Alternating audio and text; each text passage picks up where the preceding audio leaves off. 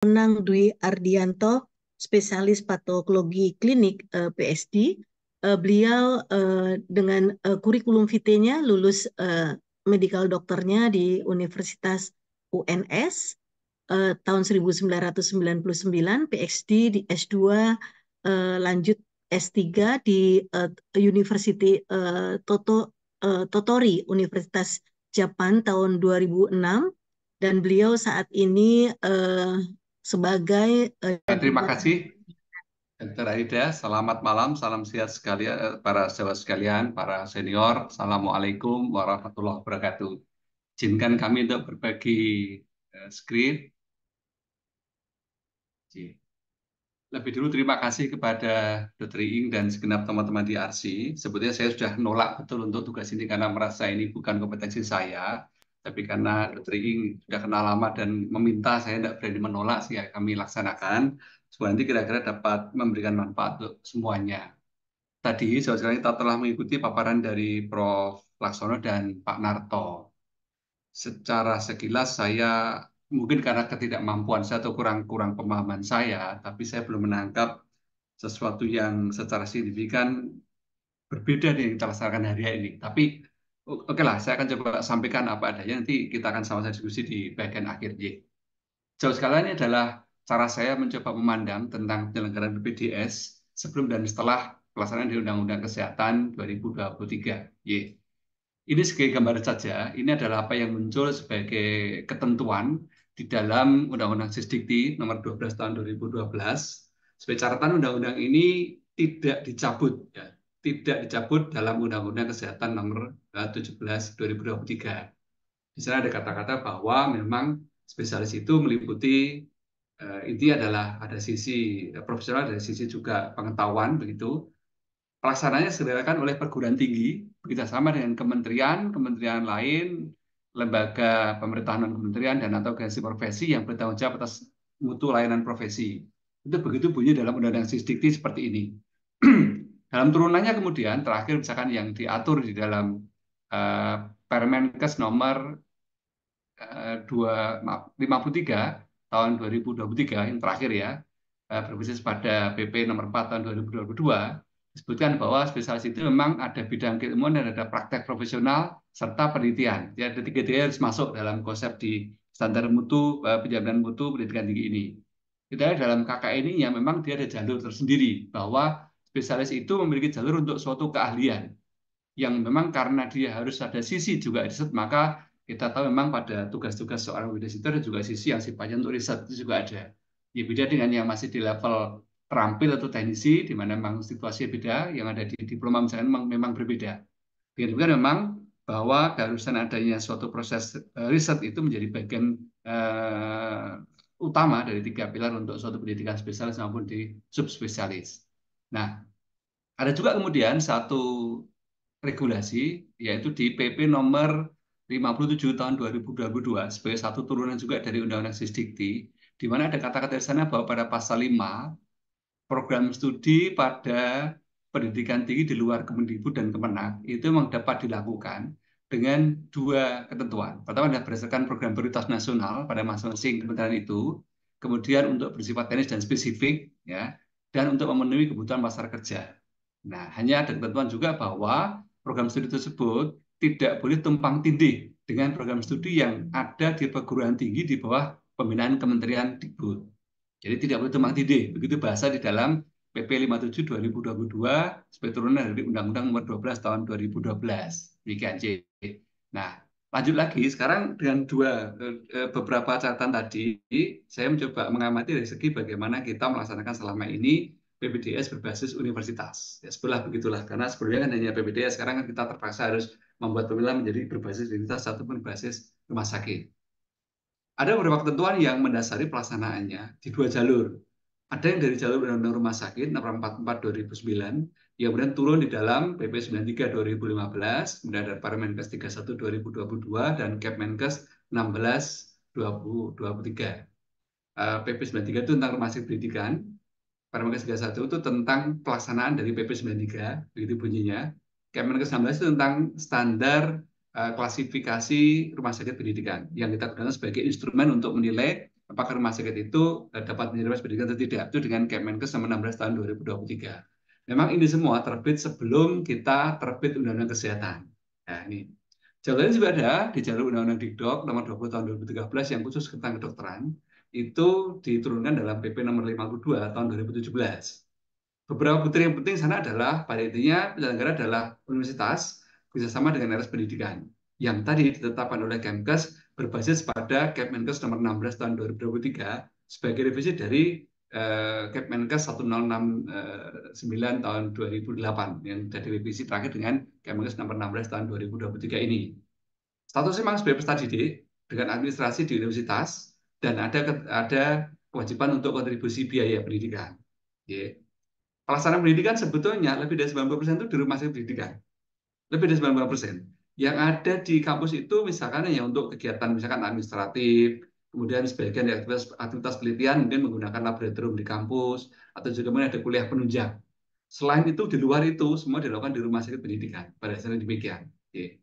Nah, satu yang penting adalah satu bagian penting dari PP nomor 52, ada pasal yang mengatakan bahwa pelayanan di rumah sakit pendidikan yang mengikut sertakan peserta didik itu juga diakui sebagai kegiatan pendidikan.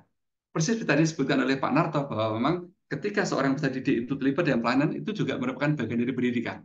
Artinya memang dalam ini terjadi suatu proses embedded atau suatu bauran antara kegiatan pelayanan dengan kegiatan pendidikan yang sama-sama diakui. Jadi pelayanan diakui, pendidikan juga diakui dalam suatu kegiatan yang tunggal. Ini satu catatan penting yang tadi ditekankan berulang oleh Prof. Laksono maupun oleh Pak Narto. Kemudian sejak adanya Undang-Undang Dikdok 2013 diperkuat pada PP 52 disebutkan bahwa seluruh yang terlibat dalam proses pendidikan di PPDS itu disebut sebagai dosen di rumah sakit pendidikan. Baik itu yang berasal dari dokter di rumah sakit pendidikan yang kemudian memenuhi syarat untuk diangkat sebagai dosen, ya, maupun dari dosen dari FK yang kemudian bekerja juga di rumah sakit pendidikan setelah juga lolos atau memenuhi syarat untuk bisa bekerja sebagai tenaga dokter di rumah sakit pendidikan. Nah, artinya sebetulnya kalau melihat pasal ini, sejak Undang-Undang Dikdok dan lebih rinci pada PP 52 sebetulnya tidak ada lagi istilah pendidik klinis. Yang ada adalah dosen semuanya. Ini sebenarnya suatu upaya pengakuan dan kesetaraan bahwa dengan cara itu pula maka kita sekarang mulai banyak mendapati para profesor yang adalah semula berasal dari seorang dokter di rumah sakit pendidikan. Jadi asalnya beliau bukan seorang dosen, jadi kemudian bekerja di rumah sakit pendidikan, mendidik, jadi dosen dan akhirnya diakui dan bisa menjadi profesor. Itu sudah cukup banyak yang sekarang kita dapati ya di Indonesia ini sudah banyak. Kemudian ada juga tentang hak peserta didik untuk mendapat perlindungan hukum dan mendapat insentif. Sudah ada itu di dalam regulasi. Persoalannya memang kemudian adalah di dalam Undang-Undang Rumah Sakit harusnya ada juga sisi bahwa pemberian insentif ini diimbangi juga dengan pemberian insentif pajak bagi rumah sakit pendidikan.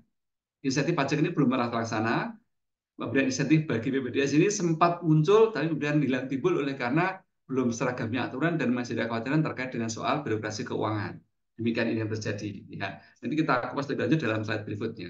Ini kondisi sebelum kita Undang-Undang 17. Kemudian, kalau kita bicara soal standar RSP, itu berbasis pada kompetensi RS dan jumlah versi kasus. Ini sudah mengikuti apa yang ada di Permenkes 31 maupun di Kemenkes nomor 16. Proses seperti tadi Pak Narto sampaikan mengenai bagaimana menilai kesiapan rumah sakit pendidikan, sama seperti itu yang dilakukan juga di Kemenkes ini. Mohon maaf kalau saya yang ketinggalan info bahwa sudah terbit yang lebih baru, tapi setahu saya ini masih merupakan Kemenkes terakhir yang bicara tentang bagaimana instrumen kita untuk menilai kesiapan rumah sakit menjadi rumah sakit pendidikan di Kemenkes nomor 16 tahun 2023. Ada beberapa standar di sana yang muncul dari soal SDM, soal sarnas tadi muncul di sana, termasuk juga kesiapan kurikulum, termasuk juga misalkan tentang unit pengelolaan juga di sana. Antar FK dan RSP itu menjalankan fungsi integrasi fungsional dan struktural. Ini amanah dari sejak dari PP 93 ke Permenkes itu diturunkan seperti ini. Yang intinya adalah mengintegrasikan fungsi pelayanan dan fungsi pendidikan serta penelitian menjadi satu sehingga memang disebutkan dalam PP 52 tadi, maka keikutsertaan peserta dalam pelayanan juga bagian dari pendidikan. Sebaliknya juga di sana juga akan muncul bahwa ada juga proses penelitian yang juga nanti masuk dalam proses pelayanan juga. Nah, ini adalah suatu proses memang integrasinya di sana ini ya dilaksanakan tentu full di rumah sakit pendidikan.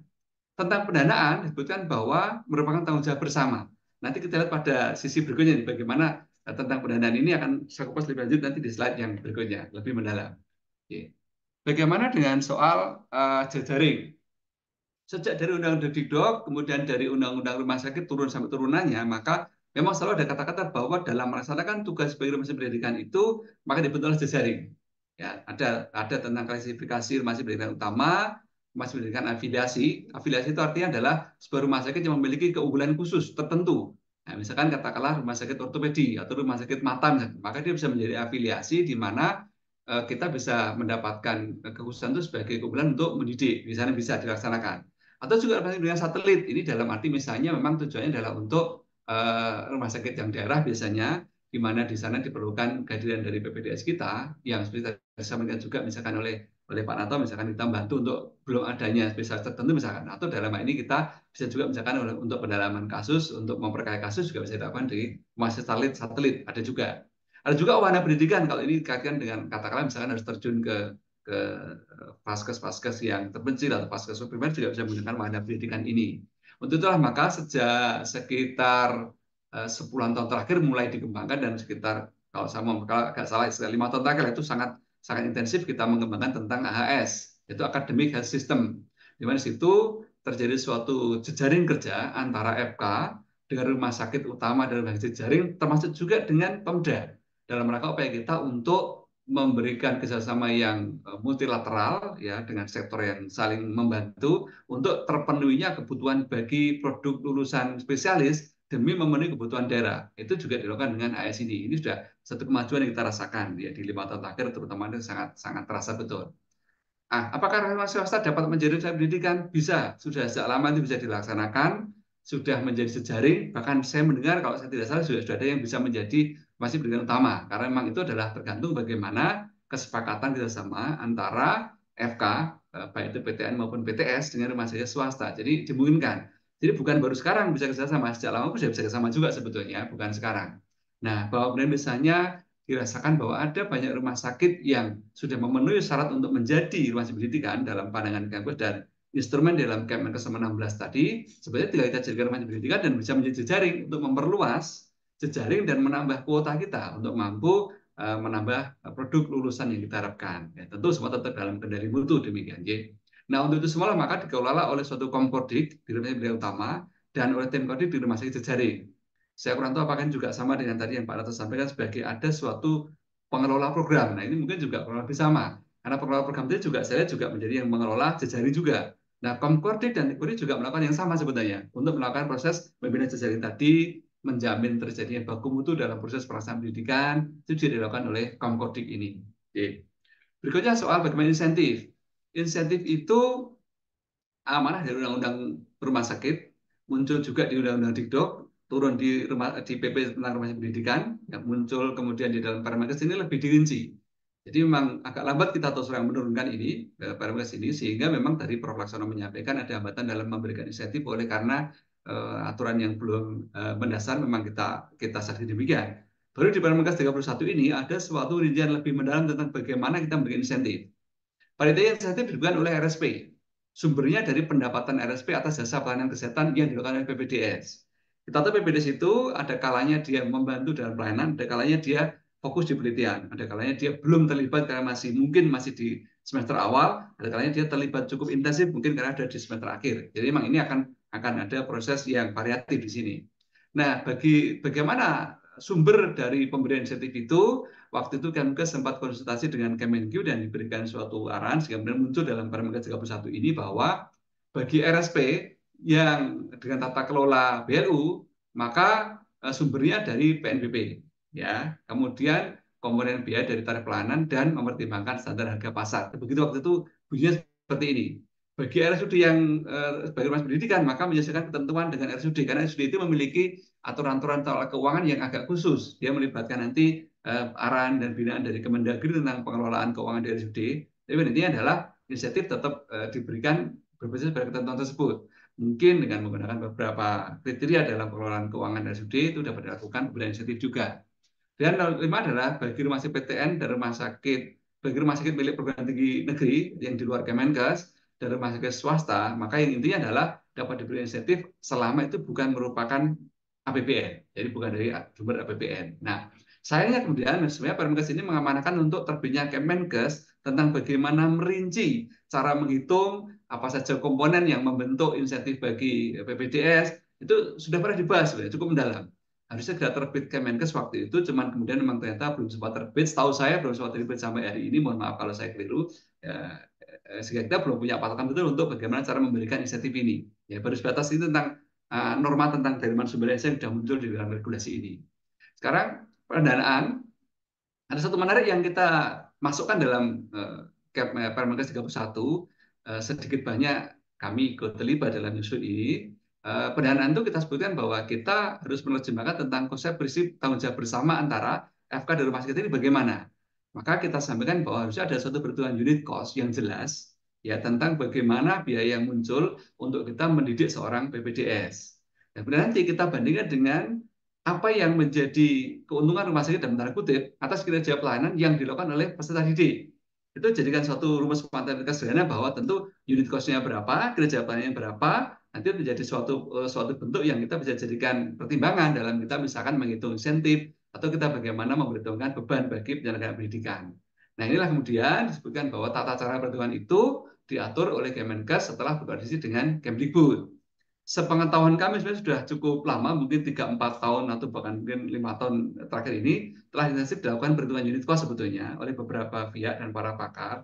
Hanya setahu kami sampai hari ini itu belum terbit. Berapa sih sebetulnya unit cost mendidik seorang PPDS di rumah sakit itu belum muncul.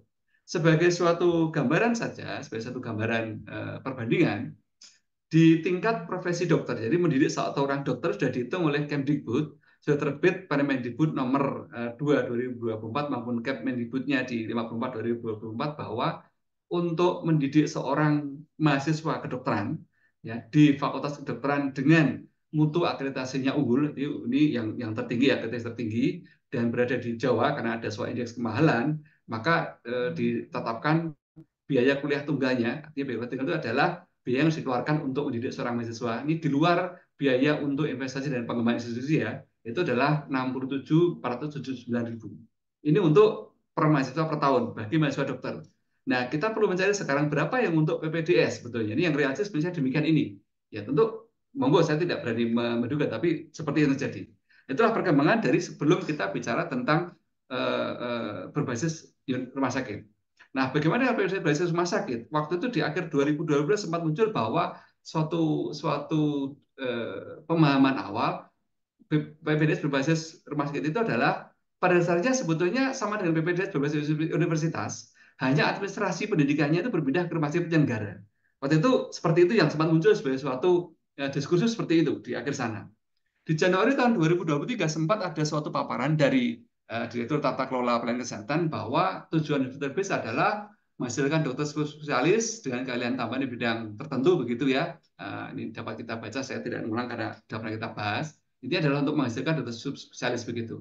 Disebutkan di sana bahwa inilah cara penyelenggaraannya, ya di mana kalau kita tangkap kemudian ini ada yang dipaparkan waktu tentang bagaimana prosedurnya untuk membuat suatu rumah sakit pendidikan sebagai penyelenggara PPDS ya, dan bahkan kemudian terbit juga waktu itu ada e-book yang beredar tentang pedoman penyelenggaraan pendidikan dokter subspesialis berbasis rumah sakit. Demikian ini yang kalau kami baca, mohon maaf kalau kami keliru, tapi sepertinya tidak keliru bahwa di sana tidak ada peran keterlibatan perguruan tinggi, juga bahkan tidak melibatkan Kementerian Pendidikan dalam pedoman ini. Tapi ini mungkin memang baru awal, kami menyadari itu karena waktu itu belum terbit Undang-Undang Kesehatan. Menghadapi itu ada juga masukan dari AIPKI waktu itu, Asosiasi Institusi Pendidikan Kedokteran Indonesia, yang pada intinya mengatakan bahwa rasanya akan kita sadari bahwa tentu RS tidak dapat berdiri sendiri mengampu pendidikan profesi kedokteran.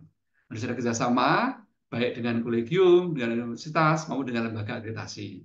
Dengan demikian waktu itu maka yang disampaikan oleh AIPKI adalah mendorong supaya sebaiknya kita mengedepankan kerjasama. Karena yang penting sebenarnya adalah soal maldistribusi dokter spesialis. Dan juga penerapan HS lebih baik untuk mendorong supaya bisa mengatasi terkait dengan soal spesialis itu. Kalau kita merubah menjadi hospital base, maka lebih kompleks dan berpotensi menimbulkan masalah baru. Peran keluarga harus berkuat dan tidak boleh diambil alih pihak lain, termasuk oleh Kementerian Kesehatan. Ini masukan dari AGI demikian. Juga ada dukungan beasiswa atau penambahan BPTN supaya mengurangi biaya pendidikan bagi spesialis. Itu saran dari AIPKI.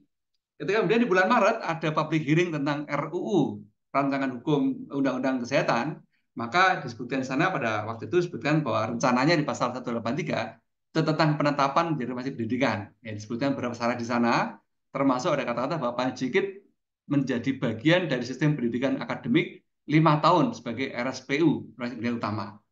Nah, waktu itu, ini berarti ada risiko bahwa nanti akan ada titik di mana ada satu rumah sakit menyelenggarakan dua university base maupun juga hospital base begitu.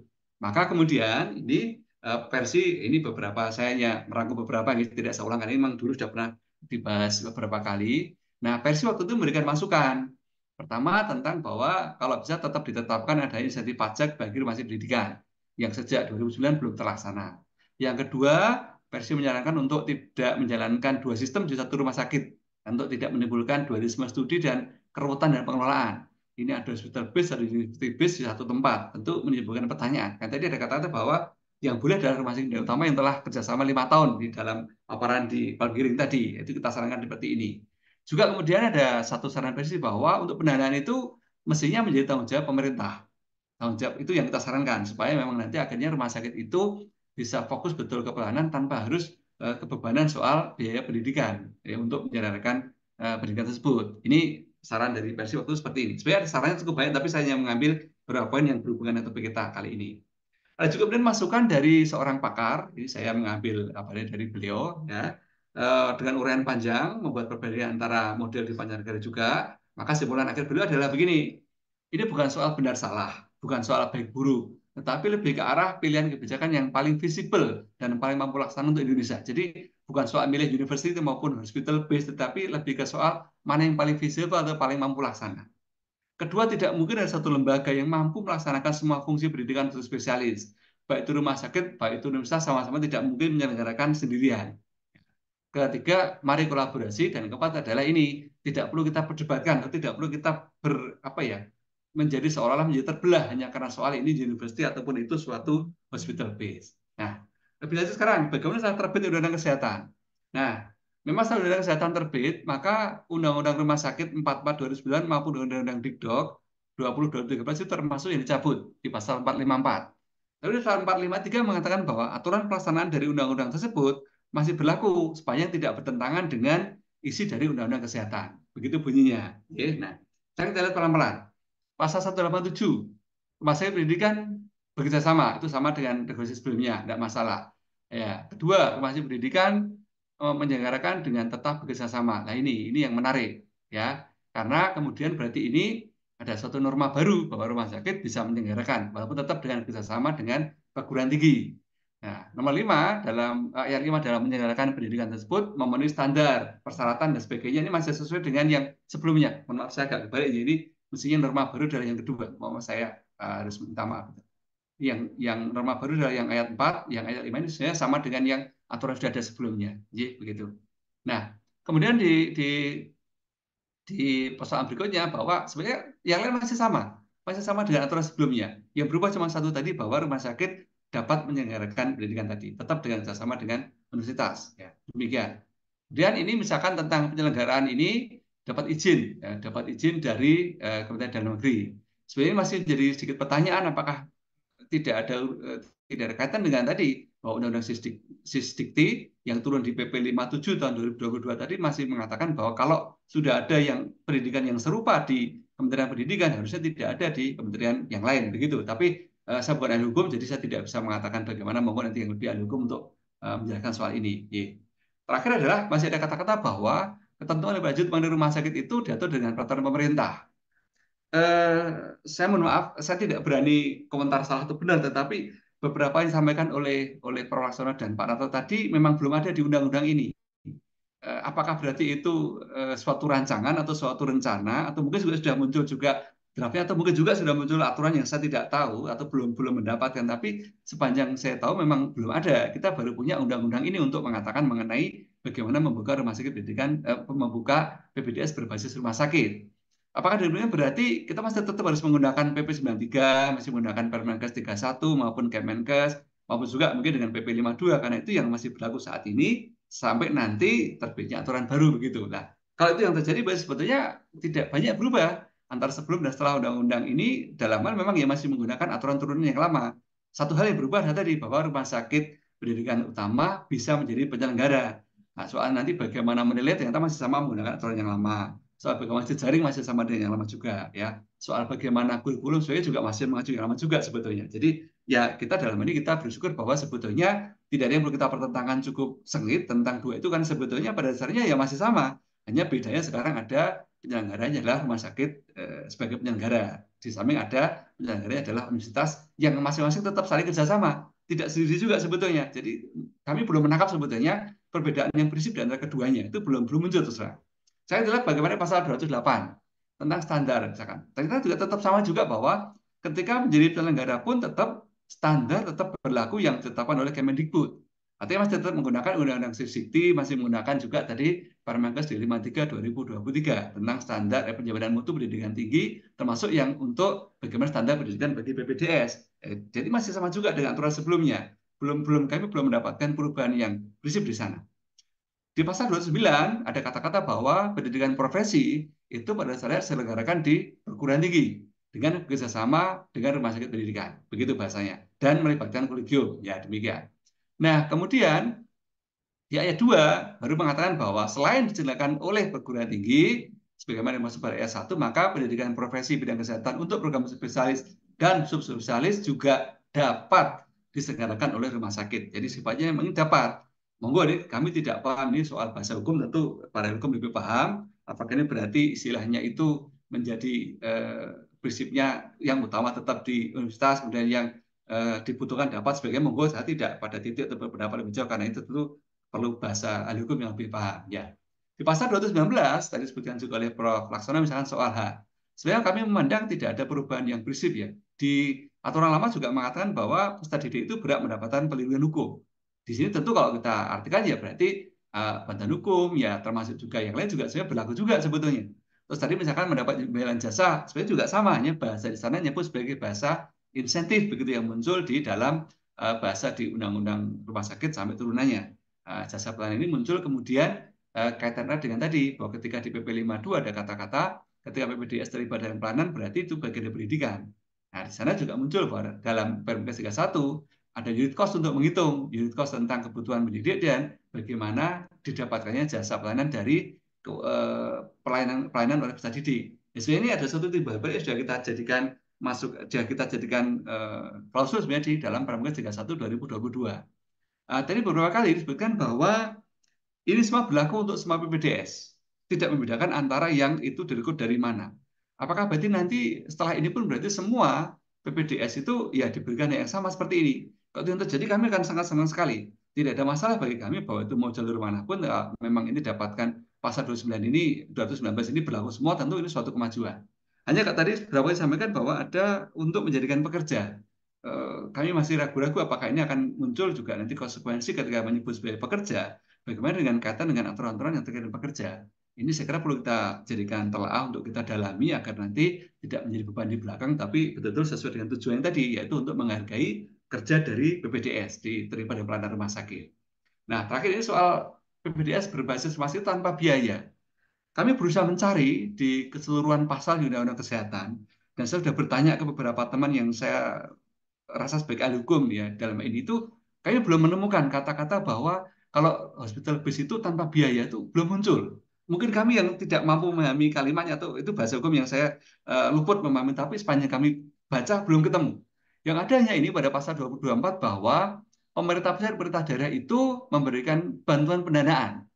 Tetapi kalau kita lihat di ayat berikutnya ini erat dengan soal semacam ikatan dinas. Jadi barangkali pemahaman yang mudah bagi saya adalah ada Pemda misalnya mengirimkan PPDS untuk menjadi peserta didik PPDS dan nanti akan kembali ke sana.